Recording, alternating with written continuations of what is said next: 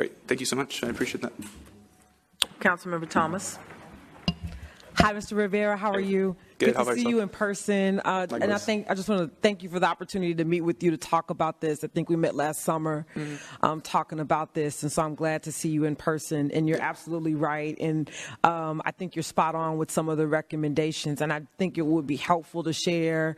I know we have limited time, but for those who are the listening public, you know, in District F, I'm often asked by residents because there's speeding issues and traffic inside the neighborhoods, and we've oftentimes deployed HPD traffic division to mitigate that, and they would report, you know, on one intersection alone, 89 stops, 60 citations, which would yield illegal guns and some other things. And so because you're presenting these recommendations to us, how would we balance that? Because there's a huge need, and because there's traffic deaths and there's all these types of things we're trying to mitigate, with also making sure that we're keeping people safe and we're not becoming predatory in our public safety. And I think that's something I would like to work with you on, and amplifying that, and maybe in the upcoming public safety town hall in District F. But I would like to hear from you regarding that.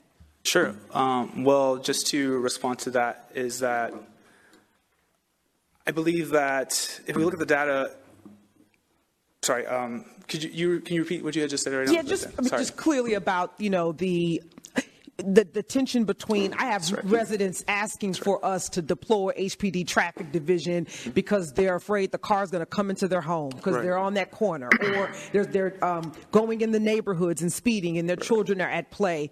And oftentimes what we've done, particularly for the West Side Command, it's yielded much success. One would interpret that.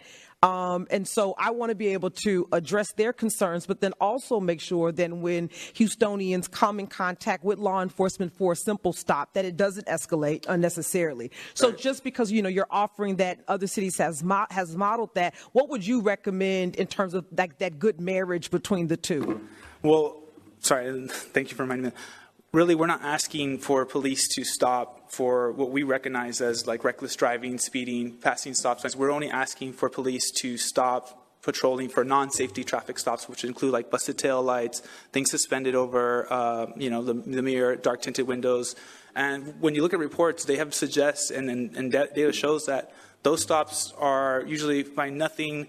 People will search and it comes above kiss, nothing really shows of it. But when police are focused their time on like actual crimes that would promote public safety, like speeding and you know, passing a stop sign, you know, those actually benefit. And then just to throw the data, if we're really concerned about that and really prioritizing people's health and their safety, if you look at people who are expressly feel excessive force from police, it's Black communities. And they express it, they feel it at 60%, but yet only represent 20% of the population. So if we are concerned, we should look at those things. But I'm also recommending that we're not asking police to stop doing these safety, you know, like speeding and stuff like that. We're asking them to just, you know, stop patrolling for these non-safety. Wonderful. I just wanted to make sure you could share that so people could hear it. Thank you so much.